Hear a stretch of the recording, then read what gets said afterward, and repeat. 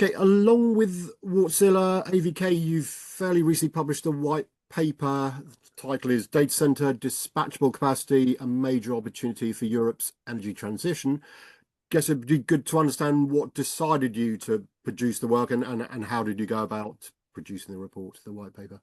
Yes, there was an initial report done by Wartsila looking at sort of the global energy transition. Wartsila are a partner of ours in the data center space, but obviously they have quite a broad reach in power plants, etc., outside of the data center space, and that spoke a lot about how dispatchable power, so be it any form of power connected to a grid, actually mainly recips in their, or reciprocating engines in their view, helped underpin renewables and help that energy transition to a net zero target. And that sort of got us thinking about, well, microgrids are obviously the buzzword in data centers at the moment. We see that with sort of energy constraints. We've built quite a few at the moment for sort of islanded data centers. So these are data centers which don't have a grid connection, or will never have a grid connection, or will get one in the future.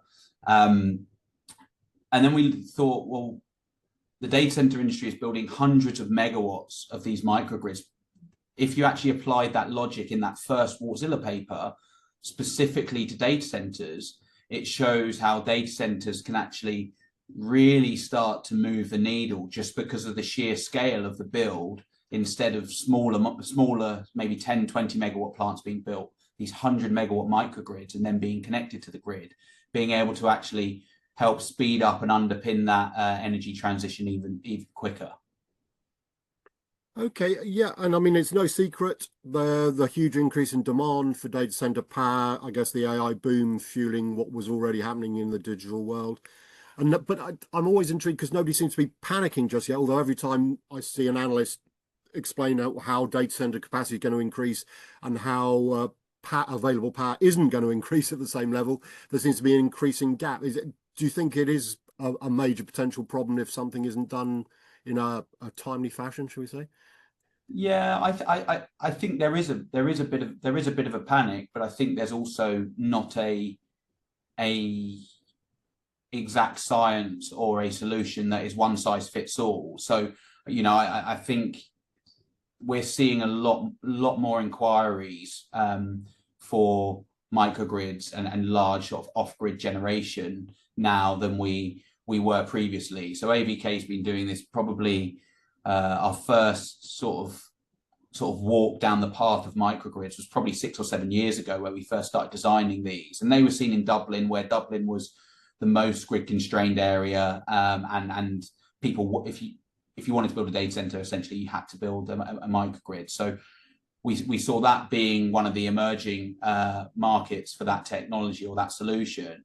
Now, over the last 6 to 8 months, we've seen Germany become quite a feature, UK become quite a feature, even sort of Portugal become a feature. So we're seeing a lot of companies now start to approach us for those solutions, and the solutions are big. They're bigger than normal. We're seeing some at sort of 400 megawatts in some areas in Europe, and that's sort of brings to question what the technology is that we're going to deploy as well. So yeah, I would say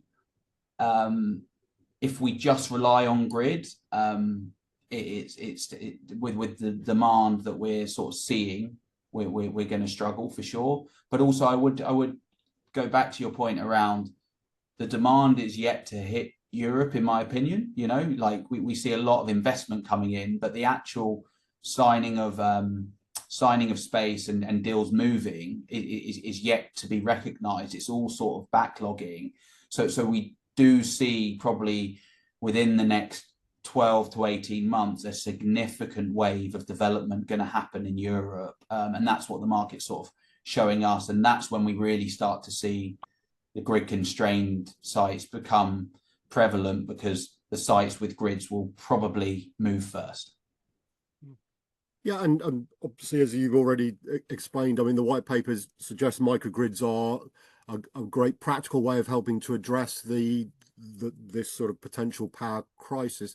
I guess it'd be good to understand what they do. I mean, traditionally, everyone talks about microgrids as renewable energy, which for various reasons may not be reliable. So it's there to sort of augment or help out with data centers connected to the grid. But from what you've been suggesting, talking about, it sounds as if you're suggesting microgrids can provide lots of power and sort of independently, permanently of the grid. But yeah, so just tell me what microgrids can and can't do when it comes to reliable, plentiful power supplies for data centers.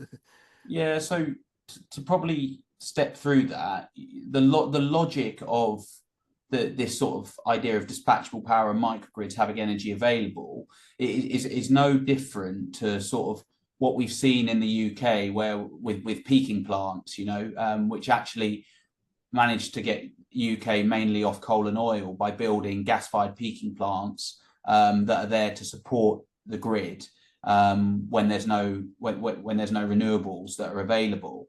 So the logic of the data center, of using it in a data center sector, is that you would go and build a energy center for a data center that may not be grid connected in the first 3 to 5 years, and it may just provide power to the data center.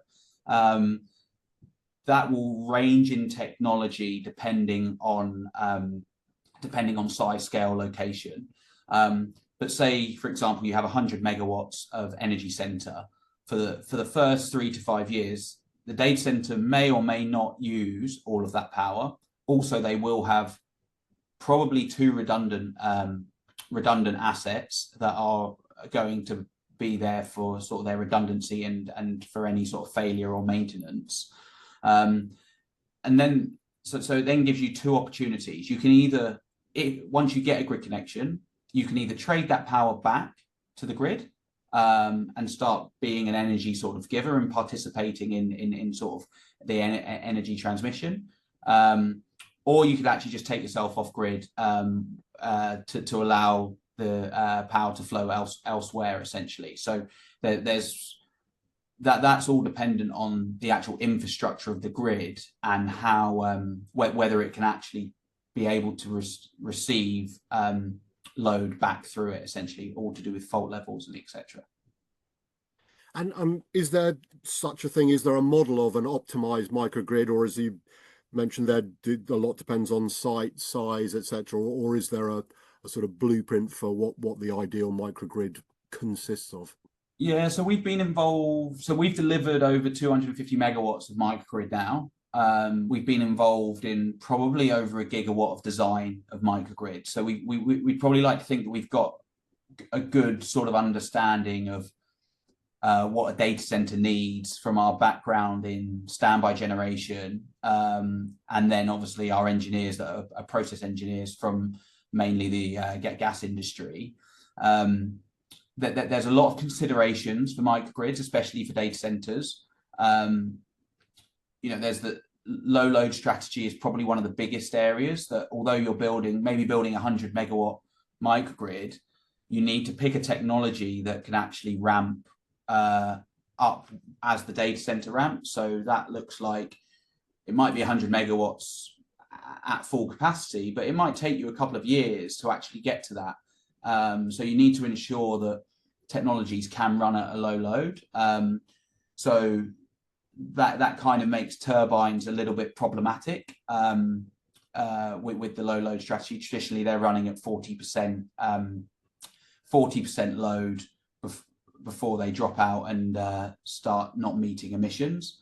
And then you look at reciprocating engines. Reciprocating engines are great, but not as efficient as turbines, so you don't get the efficiency on your energy.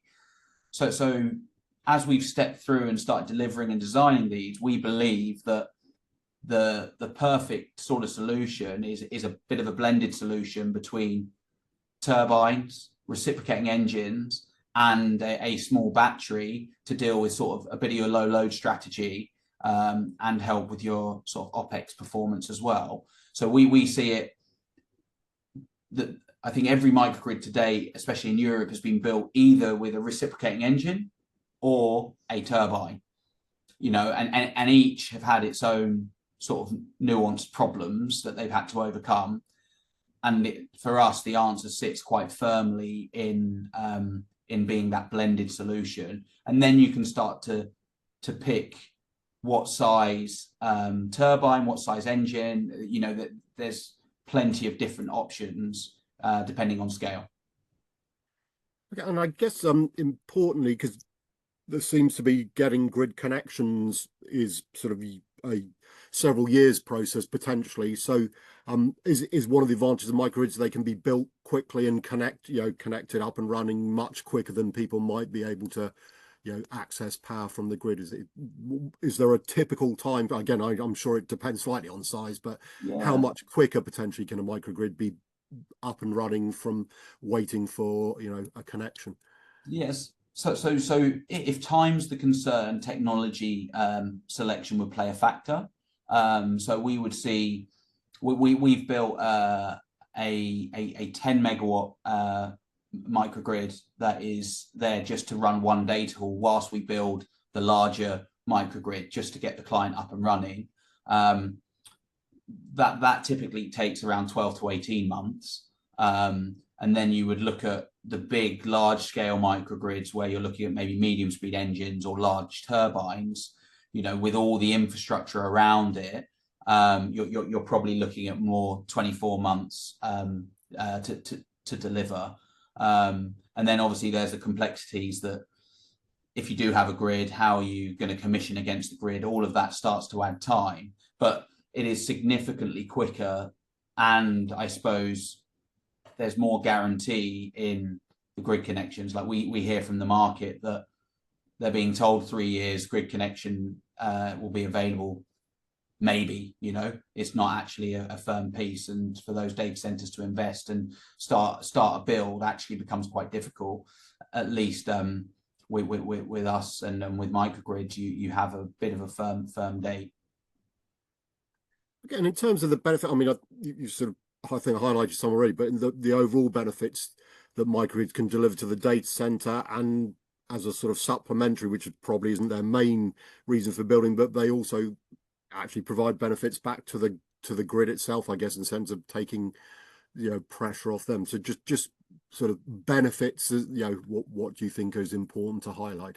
Yeah, so speed to market is obviously the reason why microgrids are in the forefront of everyone's mind at the moment in the data center sector. I suppose the benefits outside of that require us to think more broadly about probably global problems instead of industry problems. And that's what the paper really is trying to underpin, that it's great that the microgrids benefit to the data center is that they get to build a data center quicker. But when you start to, as I say, broaden your mind around those potential benefits, when you look at, we've discussed sort of grid, that's the obvious one, being able to support the grid. You require a grid connection to support the grid, obviously. So there is a timeline to that. You look at waste heat. Famously, the Paris Olympic swimming pool was heated by a data center. So if you have an off taker, you can actually that microgrid can supply heat. More recently, we've just literally signed an agreement with a carbon capture company that has a proven carbon capture technology for a small peaking plant, and we're looking to bring that technology into data centers as well. That would mean that you would be able to capture carbon and be able to produce food and beverage grade carbon that would go into the food and beverage industry. And if you look at that industry, carbon is probably one of the hardest things for them to get hold of.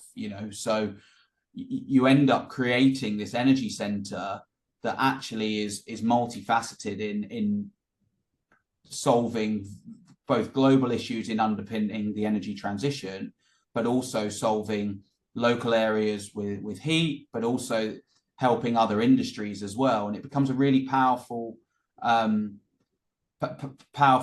sort of mind shift from the data centers. My big fear is that we see data centers more and more in global news now, Sometimes for good reasons, sometimes for sort of bad reason, being that energy hungry beast.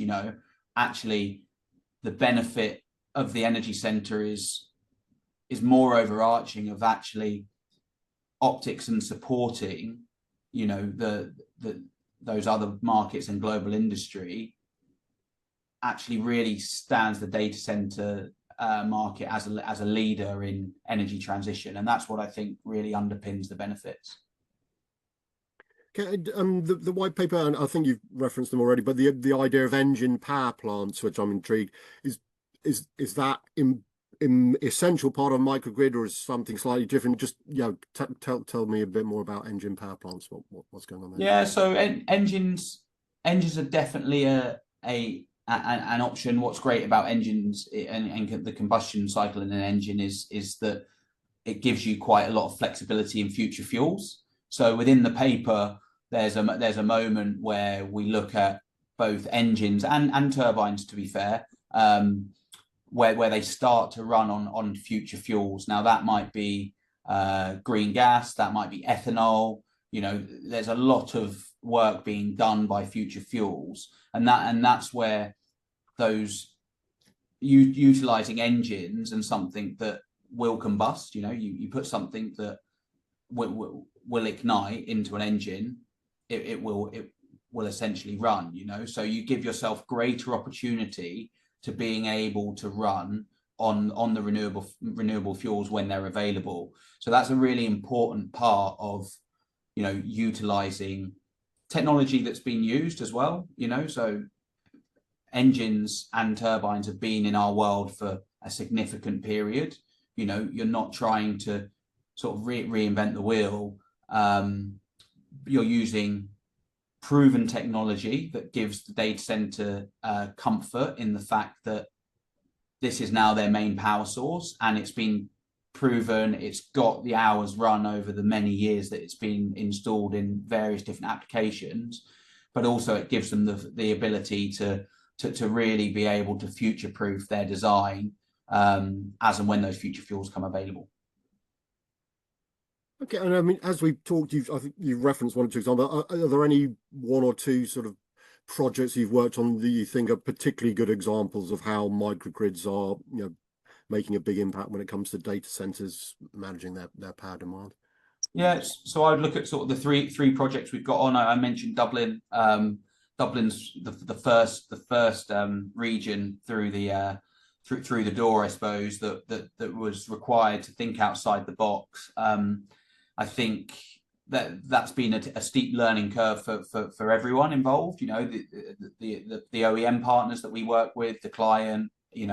It's but when you walk around those sites and you look at them, they are it's a different level of engineering that's being applied to data centers, and it's super impressive at what the data center industry can produce. So they're roughly there's two of them are 100 megawatts, 110 megawatts, and then one of them is the 10 megawatt one that we did as a temporary.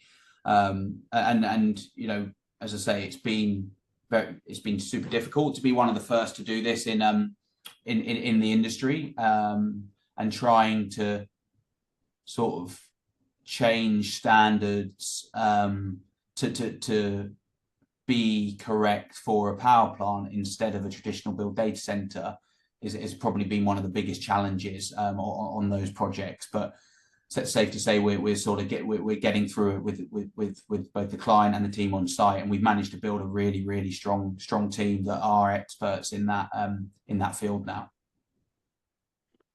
Okay, and in terms of sort of microgrids' future, are they going to be very much part of the landscape over time? Or, I mean, small scale nuclear people are talking about, and I guess SMRs, you can say, are probably microgrids anyway. But the grid, I know everyone across Europe is saying the actual grid needs to be upgraded, improved, etc. And assuming that happens over time, will eventually microgrids not be needed, or do you think they are very much here to stay when it comes to data centers?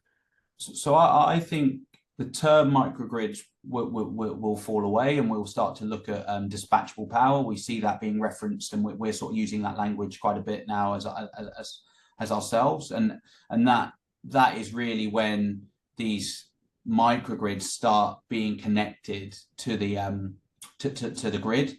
I think that will become the norm for data centers. I think data centers participating in energy markets and actually underpinning and being a participant in grid activity will become the standard for data centers. I think technology, and you alluded to SMRs, technology will change over time, but I see us at an inflection point now where the whole thought process around how data centers are built and how they contract their power will change over the next 6 to 12 months, and that will then normalize, and we'll see dispatchable power, large scale microgrids being deployed on pretty much every data center. And that might even be just for standby use. That might be data centers that actually have grid connections, having to design their assets to actually be not just standby assets anymore, but actually participate in grid. So I see them being firmly in the picture for the future of data centers.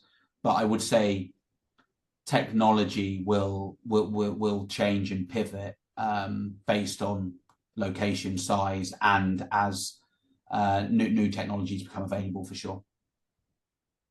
And I think we started off, I asked you about it, but is it fair to say that if microgrids are not embraced by the industry on a significant scale, they will face more and more situations? I mean, I think there are already places where they've been told you can't build a data center or not yet, etc. Do you think that if they don't embrace microgrids, then they're just going to face more and more sort of problems as to where and how they can build data centers because there just isn't the available power from the grid? Yeah, I think as we sit here today, microgrids are a huge feature and talking point for sure. You see, especially in the flat D areas where they're fairly saturated, I see microgrids having to be a feature if they want to build there, for sure. You do see new markets opening up, but you look at the scale of what data centers are talking about building now. If microgrids aren't a feature, I would really question the viability and how they would get their power. So yeah, I would really pin that microgrids are a massive sort of feature in the success of data centers sort of growth plans. And the industry is traditionally and understandably quite conservative because of the nature of what they are doing. Do you still find mindsets that people are suspicious because these are relatively new, some of these things are relatively new technologies, or is it a case of as we just discussed, needs must, we need power, so we'll go with microgrids? We might be suspicious of them initially, but we've got to give them a go because otherwise we have no alternative. So I suppose what I'm saying is the mindset shifting? And if it is it because people are confident in the technology, or just because they think they have to, and hopefully they will be pleasantly surprised when they engage with microgrids? Yeah, I don't think the market's yet at a position where they see the full benefit of a microgrid. I think the market, if they can be grid connected, will just be grid connected. They're only building microgrids because they have to and they can't get grid connection. That's exactly why we sort of published that paper around dispatchable power and energy transition, because I'm hoping that it encourages the market to think broader about not the short term of we can't get power for 3 to 5 years, we need to build a microgrid, but actually start to really think about how they can participate and be sort of that enabler of various different things: heat, energy, carbon. As I discussed earlier, we're not there yet, for sure. Pretty much every microgrid we're working on is a need, not necessarily a want. So yeah, there is that sort of step through that the industry has to go through, but we are only in a position where there's only 4 pretty much that are being built across Europe. So it is still fairly new for the data center market to adopt. So, you know, once they're up and running, proof of concept, I'd like to think that, you know, that state of mind changes, because I do really think it benefits the market from a societal optics point of view as well, being able to give back and underpin and support the renewable energy piece. Okay, it's been fantastic to chat and some brilliant insights. I mean, to me, it makes sense, but I don't run a data center. But I know I understand it, and it's great that these things are happening. So, Ben, thank you so much for sharing so many great insights, and appreciate your time. Thank you. Thanks, Phil.